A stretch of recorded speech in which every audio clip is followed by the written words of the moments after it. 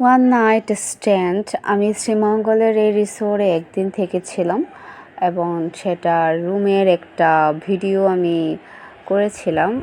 এটা হচ্ছে পুরা রুমের ভিউ। আমার রুমটা এরকম ছিল, খুবই অগোছালো। আমি ঢোকা মাত্রই খুব রুম অগোছালো হয়ে যায়।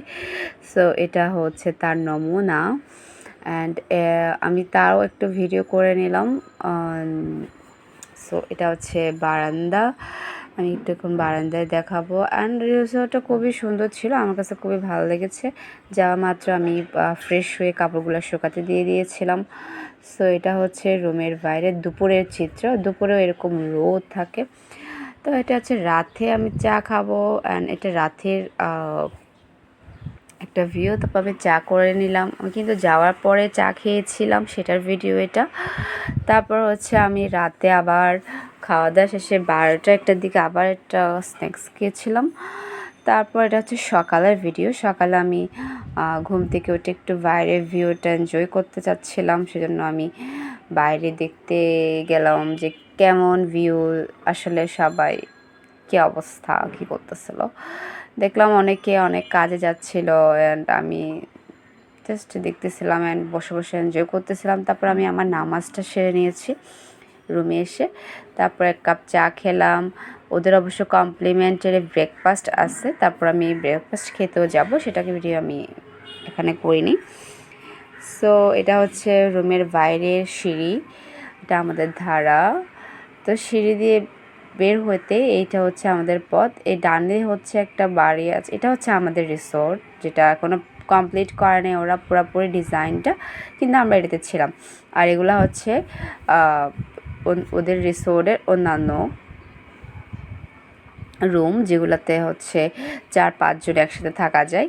এগুলো আমার কাছে খুব ভালো লেগেছে। মানে 4-5 জন মিলে যখন আসবো তখন একসাথে থাকা যাবে। এটা হচ্ছে একদম রিসেপশন, যেখানে থেকে বুক করতে হয়, টাকা পয়সা দিতে হয়, সেটা হচ্ছে এটা। আর এখানে একটা প্রজাপতি উঠতেছিল, আমার কাছে খুব ভালো লেগেছে। সুন্দর উড়ে গেল।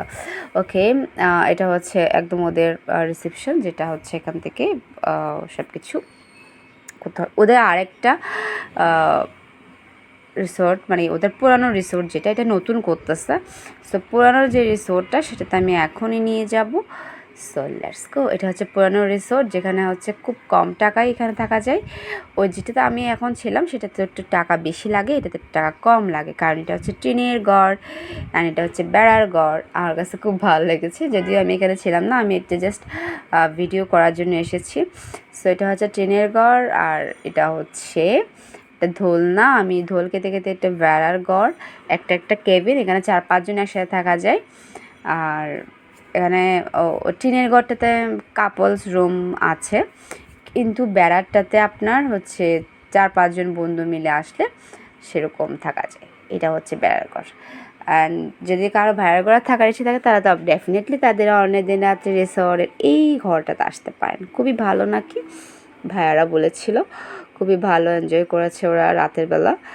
সো যাই না, ঠান্ডা ছিল, কিন্তু এখানে কোনো এসি নেই, এটা হচ্ছে মেন ফ্যাক্ট। তারপর এখানে একটা বসার সুন্দর জায়গা ছিল, আমি একটু বসে আরাম করলাম। And bye bye, Allah Hafiz.